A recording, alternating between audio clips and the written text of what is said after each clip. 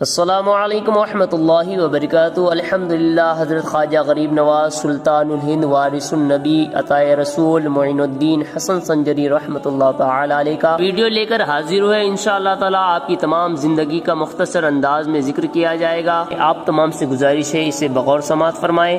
اگر آپ نے ہمارا چینل سبسکرائب نہیں کیا ہے تو برائے مہربانی سبسکرائب کر لیں۔ حضرت خواجہ غریب نواز رحمۃ اللہ تعالی علیہ کا نام حسن ہے اور آپ کے والد کا نام سید غیاث الدین حسینی اور آپ کے والدہ ماجدہ کا نام بی بی محمور ہے۔ آپ کی جب عمر مبارک 15 سال کی ہوئی اس وقت آپ کے والد محترم کا انتقال ہو گیا۔ وراثت میں ایک باغ ایک پنچکی ملی۔ آپ رحمۃ اللہ تعالی علیہ نے اسی کو ذریعہ معاش بنایا اور خود ہی باغ کی نگرانی کرتے اور درختوں کی آب جاری فرماتے۔ ایک روز حضرت خواجہ غریب نواز رحمۃ اللہ تعالی علیہ باغ کو پانی دے رہے تھے کہ ایک مجذوب بزرگ ہے سیدنا ابراہیم قندوزی رحمۃ اللہ تعالی علیہ باغ میں تشریف لائے۔ جو ہی حضرت سیدنا خواجہ غریب نواز نے انہیں دیکھا تو ادب و احترام کے ساتھ فوراً دوڑ کر سلام عرض کیا، دستبوسی کی اور احترام کے ساتھ درخت کے سائے میں بٹھایا۔ پھر ان کی خدمت میں انتہائی عاجزی کے ساتھ تازہ انگور کا ایک خوشہ پیش کیا اور دو زانو بیٹھ گئے۔ اللہ عز و جل کے اس ولی نے جب غریب نواز کے یہ انداز کو دیکھا تو بہت خوش ہو گئے۔ اپنے جھولی سے ایک روٹی کا ٹکڑا نکالا، چبا کر غریب نواز کے منہ میں ڈالا۔ ٹکڑا جو ہی حلق سے نیچے اترا آپ رحمۃ اللہ تعالی علیہ کے دل کی کائنات بدل گئی، دنیا کی محبت دل سے نکل گئی۔ حضرت خواجہ غریب نواز نے باغ پنچکی سارا ساز و سامان بیچ کر اس کی قیمت فقیروں اور مسکینوں میں تقسیم فرما دی۔ اس کے بعد حضرت سیدنا خواجہ معین الدین چشتی رحمۃ اللہ تعالی علیہ نے 15 سال کی عمر میں حصول علم کے لیے سفر اختیار کیا۔ سمرقند میں مولانا شرف الدین رحمۃ اللہ تعالی علیہ کے بارگاہ میں حاضر ہو کر باقاعدہ علم دین کا آغاز کیا۔ پہلے قرآن پاک حفظ فرمایا اور دیگر علوم حاصل کیے، مگر جیسے جیسے علم دین سیکھنے کا شوق بڑھتا گیا چنانچہ علم کی پیاس بجھانے کے لیے بخارا کا رخ کیا۔ وہاں پر مولانا حسن الدین بخاری رحمۃ اللہ تعالی علیہ کے سامنے زانوے تلمس طے فرمایا اور آپ نے شفقت کے ساتھ تمام علوم سے آپ کو آراستہ فرمایا۔ اس عرصے میں علوم ظاہری کی تکمیل تو ہو چکی تھی، مگر جس تڑپ کی وجہ سے گھر کو خیر آباد کہا تھا اس کی تسکین ابھی باقی تھی۔ مرشد کامل کی جستجو میں بخارا سے حجاز کا سفر باندھا۔ راستے میں جب نیشا پور کے علاقے ہارون سے گزرے تو وہاں پر مرد قلندر قطب وقت حضرت سیدنا عثمان ہارونی چشتی رحمۃ اللہ تعالی علیہ کا شہرہ سنا تو فوراً حاضر خدمت ہوئے اور دست اقدس پر سلسلہ چشتیہ میں داخل ہو گئے۔ خواجہ غریب نواز رحمۃ اللہ تعالی علیہ کئی سال تک مرشد کامل کی خدمت میں حاضر رہے اور معرفت کے مقامات کو طے کرتے ہوئے باطنی علوم سے فیضیاب ہوئے۔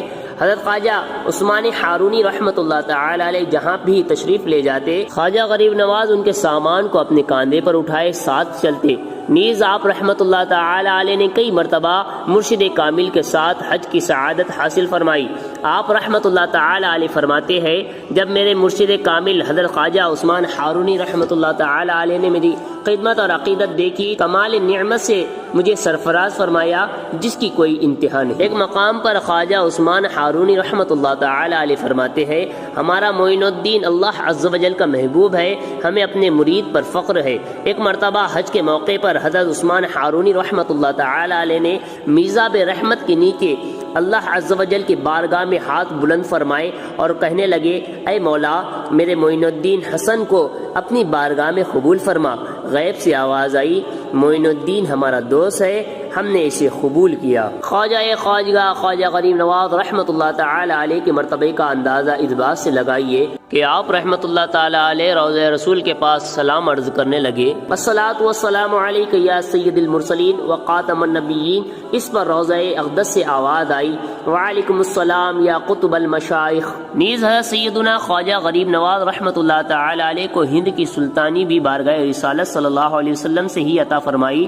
حضرت خواجہ غریب نواز کو بشارت ملی کہ اے معین الدین تم ہمارے دین کا معین یعنی مددگار ہو، تمہیں ہند کی ولایت عطا کی گئی، اجمیر جاؤ، تمہارے وجود سے بے دینی دور ہوگی اور اسلام رونق پذیر ہوگا۔ سبحان اللہ۔ آپ رحمۃ اللہ تعالی علیہ اس بشارت کے بعد ہند روانہ ہو گئے۔ سمرقند، بخارا، ارس البلاد، بغداد شریف ہوتے ہوئے اجمیر شریف پہنچے۔ حضرت خواجہ غریب نواز نے حضرت غوث پاک محی الدین عبد القادر جیلانی کی خدمت میں بھی حاضری دی اور 5 ماہ تک غوث پاک کے فیضان سے فیضیاب ہوئے۔ اسی سفر میں آپ رحمۃ اللہ تعالی علیہ نے داتا گنج بخش علی حجویری رحمۃ اللہ تعالی علیہ کے مزار مقدس پر بھی حاضری دی اور وہاں پر چلہ کشی فرما کر خصوصی فیض حاصل کیا۔ اور کیا عمدہ شعر لکھا ہے، گنج بخش فیض عالم مظہر نور خدا، ناخسارا پیر کامل کاملارا رہنما۔ سلطان الہند حضرت سیدنا خواجہ غریب نواز رحمۃ اللہ تعالی علیہ نے اپنی زندگی کے تقریباً 81 برس راہ خدا میں علم دین حاصل کرنے اور مخلوق کو راہ راست پر لانے کے لیے بسر کیے۔ بہت ساری کتابیں تحریر فرمائیں۔ حضرت خواجہ غریب نواز کی عبادت کا حال یہ تھا کہ آپ دن میں روزہ رکھتے، رات میں قیام فرماتے۔ تلاوت قرآن کا یہ حال تھا کہ آپ دن میں سے 2 مرتبہ قرآن پاک مکمل فرماتے۔ اللہ رب العزت نے آپ کو اس کرامت سے نوازا تھا، آپ کا مرید یا اہل محبت اگر حج یا عمرے کی سعادت پاتا تو طواف کعبہ کے دوران وہ دیکھتا کہ خواجہ غریب نواز طواف کعبہ میں مشغول ہے۔ ادھر اہل خانہ اور دیگر احباب یہ سمجھتے کہ آپ رحمت اللہ تعالی علیہ اپنے حجرے میں موجود ہے۔ بالآخر ایک دن یہ راز کھل ہی گیا۔ آپ رحمت اللہ تعالی علیہ بیت اللہ شریف میں حاضر ہو کر ساری رات طواف کعبہ میں مشغول رہے اور صبح اجمیر شریف واپس آ کر با جماعت نماز فجر ادا فرمائی۔ حضرت خواجہ غریب نواز رحمت اللہ تعالی علیہ نے دین کے لیے بہت محنتیں کی، دن رات ایک کر دیے۔ آخرکار وہ وقت آ گیا جس وقت آپ کو اس دنیا فانی سے کوچ کر جانا تھا۔ آپ رحمت اللہ تعالی علیہ کے وصال کی شب بعض بزرگوں نے خواب میں دیکھا ہے کہ رسول اللہ صلی اللہ علیہ وسلم فرما رہے ہیں، میرا معین الدین حسن سنجری آ رہا ہے، میں اپنے معین الدین کے استقبال کے لیے آیا ہوں۔ چنانچہ 6 رجب المرجب 633 ہجری بمطابق 16 مارچ 1236 عیسوی بروز پیر فجر کے وقت محبین انتظار میں تھے کہ خواجہ غریب نواز نماز فجر ادا فرمانے کے لیے آئیں گے۔ انتظار کرنے والے انتظار میں ہی رہ گئے۔ آپ کے حجرے کا دروازہ جب کھول کر دیکھا گیا تو غم کا سمندر امٹ پڑا۔ آپ رحمت اللہ تعالی علیہ اس دنیا فانی سے کوچ فرما چکے تھے۔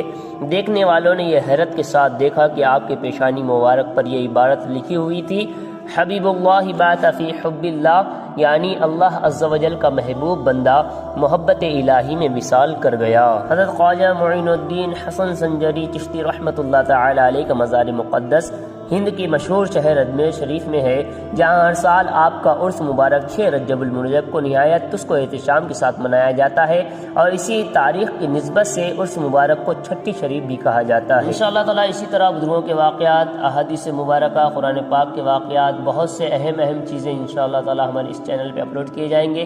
آپ سے گزارش ہے ہمارے ساتھ اسی طرح جڑے رہے، اپنے دوستوں کو ہمارے ساتھ جوڑے، ہمارے چینل کو سبسکرائب کریں، لائک کریں، شیئر کریں۔ جزاکم اللہ خیر۔ السلام علیکم ورحمۃ اللہ وبرکاتہ۔